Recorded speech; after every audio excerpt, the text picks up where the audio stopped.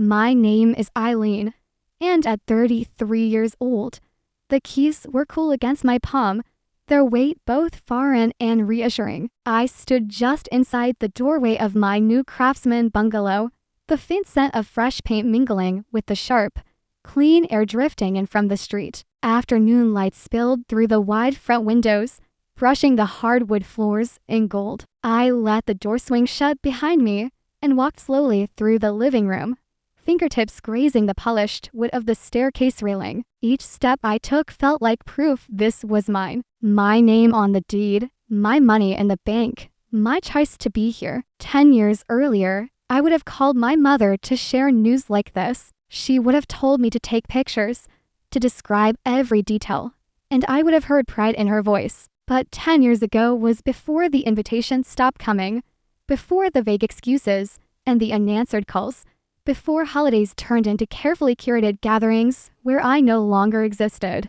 That history lingered here, invisible but present, like a faint draft in an otherwise warm room. Buying this house wasn't just about square footage or curb appeal. It was a line in the sand. I had built this without them in the space they left empty when they decided my absence didn't matter. I crossed into the kitchen, resting the keys on the granite counter. The silence wrapped around me in a way that didn't feel lonely. It felt deliberate, chosen. I imagined the coming weeks arranging the furniture, filling the cabinets, planting herbs in the little patch of backyard. This was a beginning I'd carved out for myself without permission or approval. What I didn't imagine, what I couldn't fully prepare for, was how quickly they would find a way to invade it. There was a time when I was the one who made our family gatherings happen. Thanksgiving menus, Christmas decor, even the silly 4th of July games. Weaving everyone's preferences into something that felt effortless was my specialty. I called weeks ahead to coordinate,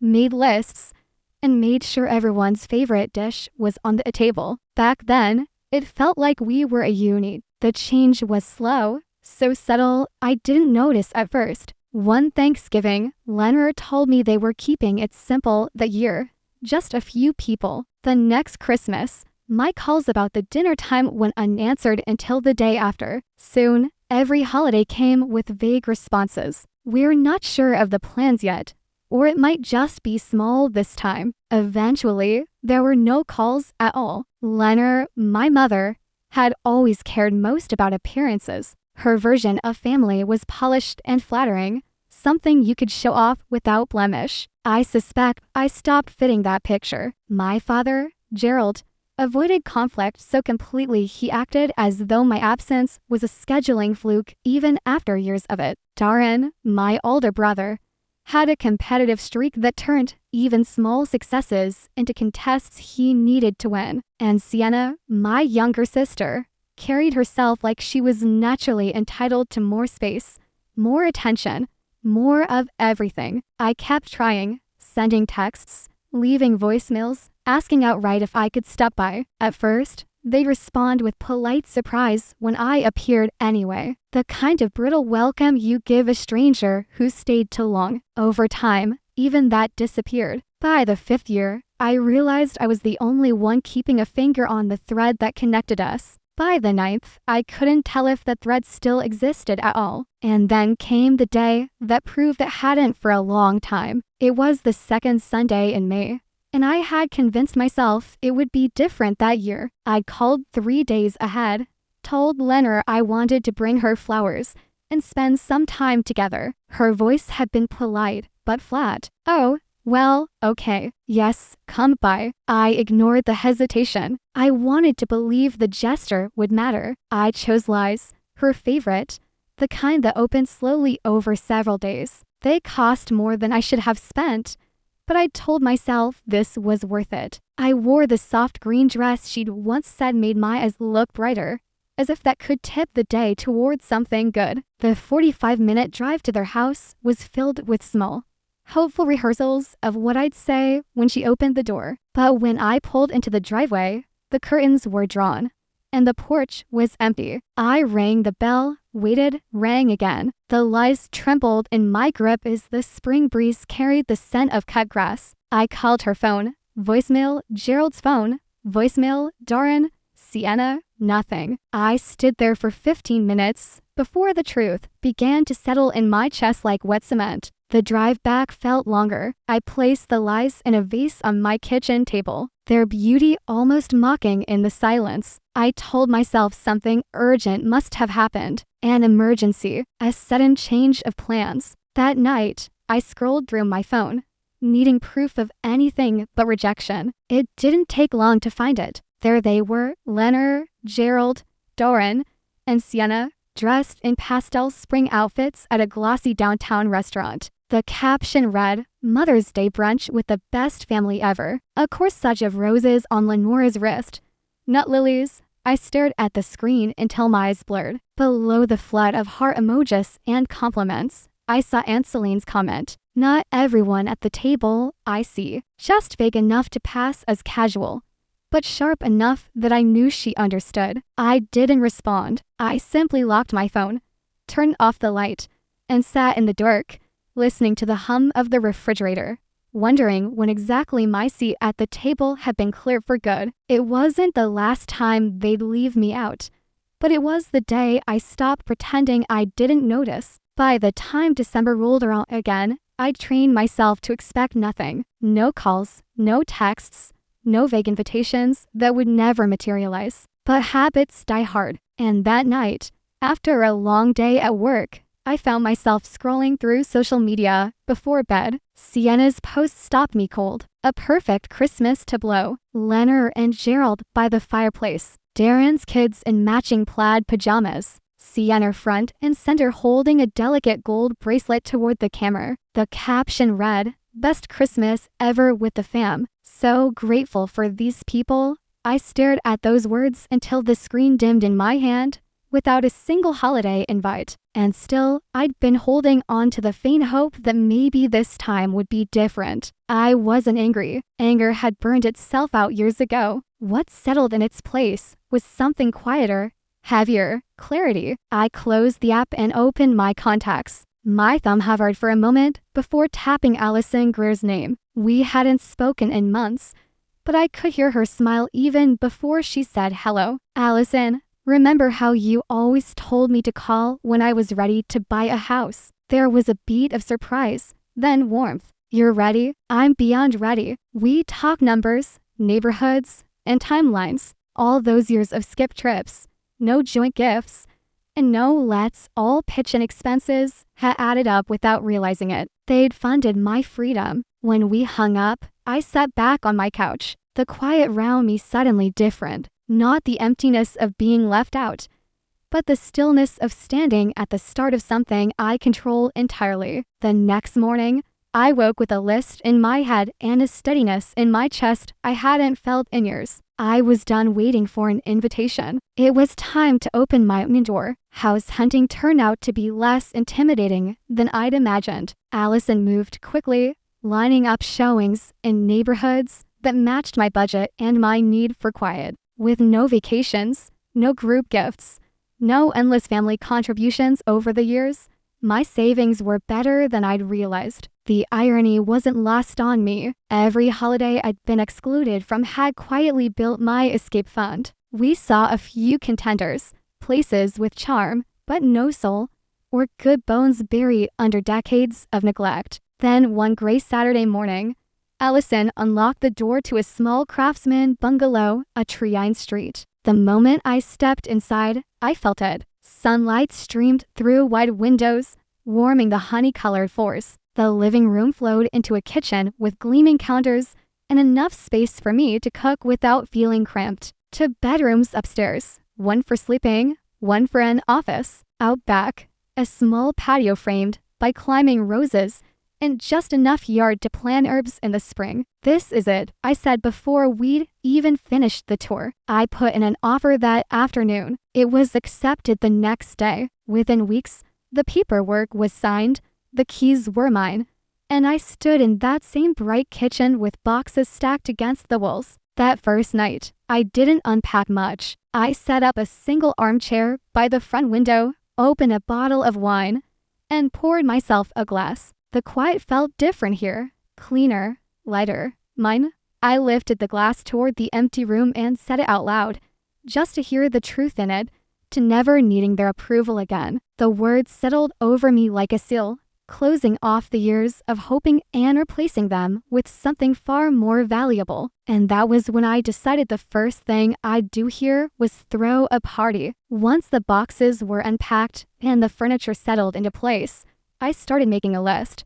Not of chores or repairs, but of names. People who had shown up for me in big ways and small. Friends from college who still called just to check in. Colleagues who celebrated my wins. Neighbors I'd already exchanged warm hellos with on the sidewalk. And Celine was at the top, followed by cousins who had never made me feel like an afterthought. It felt good creating a guest list without obligation. No shoulds, no unspoken rules about who had to be included.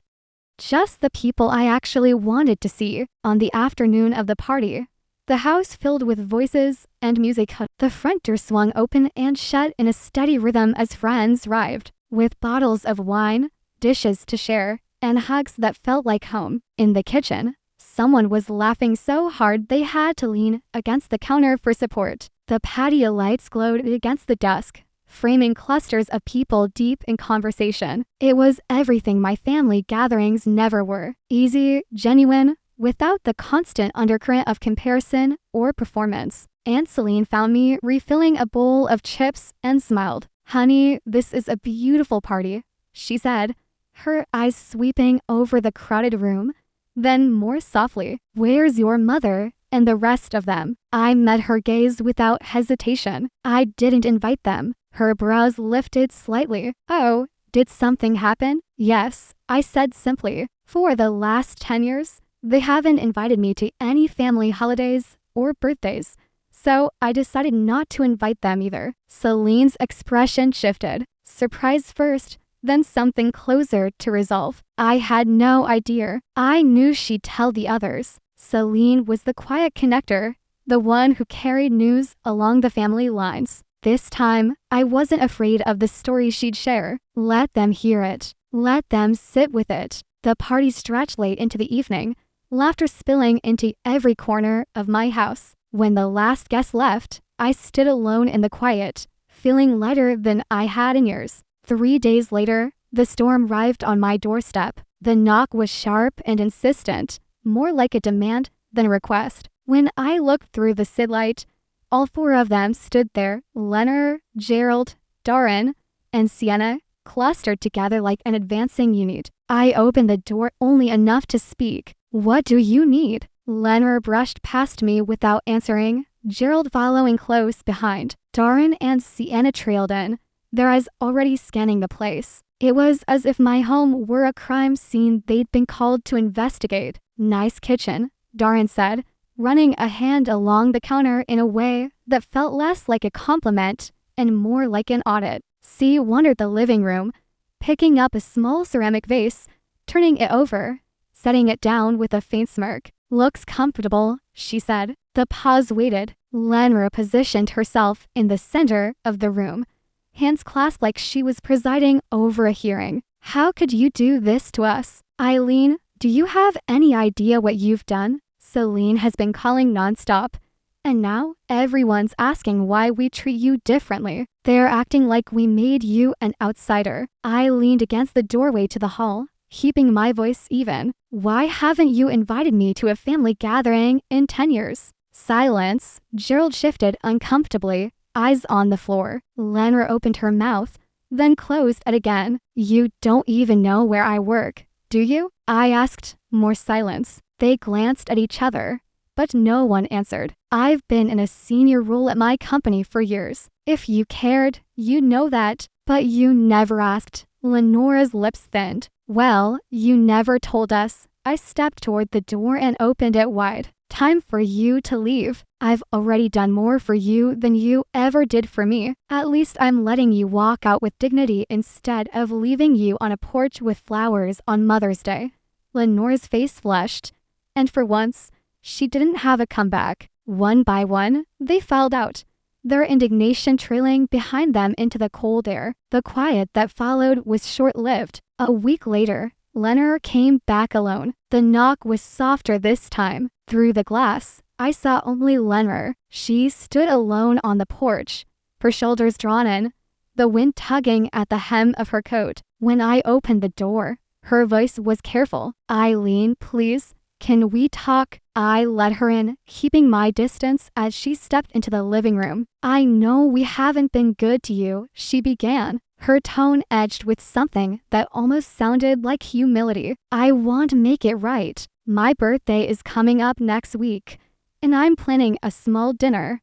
Just family. I'd like you to be there." The words landed heavier than I expected. Part of me wanted to shut it down immediately, but another part, one I thought I'd buried, still wanted to believe her. Against my better judgment, I agreed. Over the next few days, I found myself searching for the right gift. I settled on a silk scarf in a deep teal with delicate silver threads woven through. Elegant, but understated. The kind of thing she could wear without feeling self-conscious. It cost more than I planned, but I told myself it was worth the gesture. 3 days before the dinner, and Celine called. "I just talked to your mom," she said, cheer in her voice. "She told me the good news. You're coming to her birthday party." "Party?" I asked, my grip tightening on the phone. "Oh, yes. She's invited everyone. All the aunts, uncles, cousins. She says she wants to prove to everyone the family's back together." I sat in silence for a beat,